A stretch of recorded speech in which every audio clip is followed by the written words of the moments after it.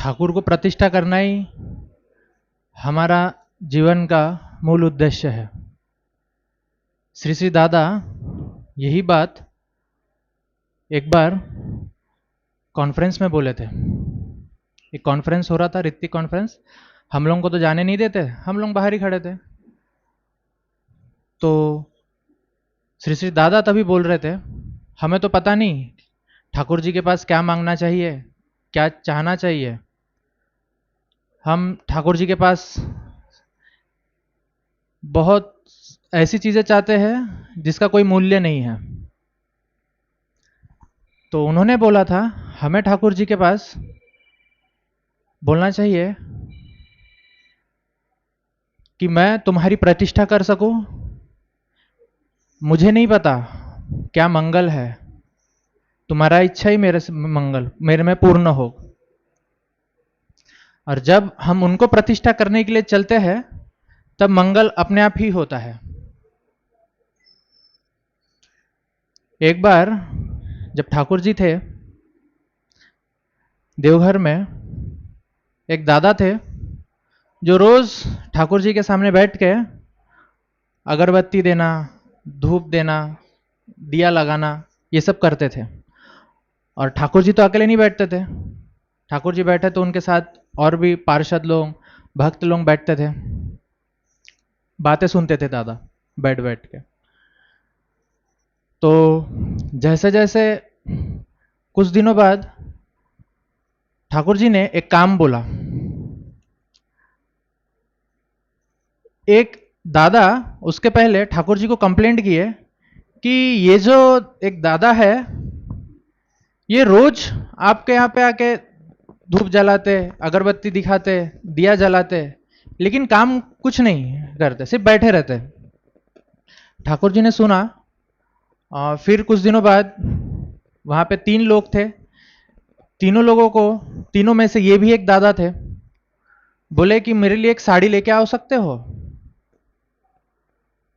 तो वो जो 2 दादा थे वो तभी के तभी उठ गए और चले गए, और ये आदमी बैठा ही था।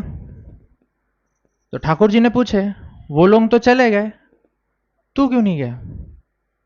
दादा बोले, दादा मैं जो जाऊंगा ना, अभी तो धूप है और वो दो दादा लोग लाएंगे, तब तक मैं चले जाऊंगा। आप जैसे उठ जाओगे यहां से मैं लेके आऊंगा। उतने में ये बात करते करते में वो 2 दादा लोग साड़ी लेके भी आ गए, और ये दादा वही बैठे रहे। दादा ठाकुर जी ने फिर से बोला, अभी तो तू जाएगा, अभी जा। वो दादा वहां से उठे और जैसे ही निकलने गए, तुरंत ठाकुर जी के पास आके बोले, ठाकुर मेरे घर से ना फोन आ रहा है, मेरी धर्मपत्नी बहुत ही बीमार है, मुझे जाना होगा। ठाकुर जी ने कुछ नहीं बोला, सर हिलाया, जाने के लिए निर्देश दिया। और वो दादा जिंदगी में कभी देवघर नहीं आए लाइफ में।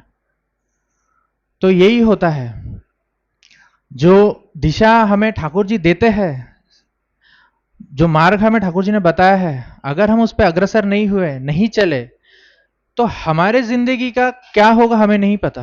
हमारा लाइफ कौन से दिशा में जाएगा, बढ़ेगा, हमें नहीं पता। हम अगर सिर्फ वो धुन दिया इसी में अगर मग्न रहे, हम ठाकुर जी को कभी प्राप्त नहीं करेंगे। जो ये कर्मयोग है, ठाकुर जी ने तो बोला है सारे पुराण पढ़ने के लिए, वेद पढ़ने के लिए, गीता एकदम कंठस्थ होना चाहिए। ठाकुर जी की बात है, गीता आपको अगर कोई भी श्लोक पूछे तो आपको बताते आना चाहिए कि गीता में कौन सा श्लोक कहाँ पे कौन से अध्याय में क्या बताया गया है। ऐसा ठाकुर जी का बोलना है। तो उसी में एक है कर्मयोग। अगर हम कर्मयोग में ना जुड़े, हमने अगर डेली इसमें ठाकुर जी को ना लाए, डेली वर्क रूटीन में, जैसे अभी दादा श्री श्री आचार्य देव ने बहुत ही एक अच्छा बात बोला था, एक मतलब मजे की बात थी। एक दादा आए, वो बोल रहे थे कि मुझे ठाकुर जी का बात हमेशा याद नहीं आता, मैं हमेशा नाम नहीं कर सकता, मैं हमेशा ध्यान नहीं कर सकता दिन भर में। तो आचार्य देव बोले, तू खाना खाने तो जाता है, तू बाहर घूमने तो जाता है, तू बाहर नाश्ता कर, ये सब तो करता है ना, तो जब भी तू नाश्ता करने जाएगा, जब भी तू इधर घूमने जाएगा, जब भी तू कोई भी काम करने जाएगा, तो ठाकुर जी को लेके जाना साथ में। ठाकुर जी तुम्हें हमारे साथे चलो। अगर तू जैसे घर से निकला तो बोल देना ठाकुर जी तुम्हें हमारे साथे चलो। अगर हम कभी खाने बैठे, ठाकुर तुम्हें हमारे साथे थाको। इससे क्या होगा, इससे एक प्रैक्टिस बन जाएगा। आचार्यदेव ये बोल के तो हंस रहे थे कि तू जो भी काम करेगा, जो भी, है ना, जो भी तू दिन में कोई भी कार्य करेगा उसमें ठाकुर जी को इन्वॉल्व करना। उससे क्या होगा, तेरे इसमें ठाकुर जी से जो कनेक्शन है वो स्ट्रांग हो जाएगा। आज मैं भूल गया, कल भूल गया, परसों हाँ ठाकुर चलो ये करो, परसों हाँ चलो ठाकुर। इससे क्या होगा, जैसा जैसा हमारा ठाकुर ठाकुर आएगा तो हमें ये भी ज्ञान आ जाएगा कि सिर्फ ठाकुर करने से नहीं होता है, ठाकुर के साथ नाम भी करना चाहिए। आज बहुत अच्छा लग रहा है, इतने सारे लोग आए हैं और रेशो थोड़ा सा इम्बैलेंस है। माँ लोगों ने बहुत अच्छा मातृ मिलन किया, यह दिख रहा है। दादा लोग कम है, माँ लोग बहुत ज्यादा है। ये बहुत अच्छी बात है। जैसा भी हो, माँ लोगों ने बहुत अच्छा काम किया है और हम दादा लोगों का भी है ये जिम्मेदारी है कि जो हमें बताया गया है डीपी का काम, वो हम बहुत अच्छे से करें और मन लगा के करें। प्रायोरिटी बना, हम प्रायोरिटी नहीं बना रहे उसको।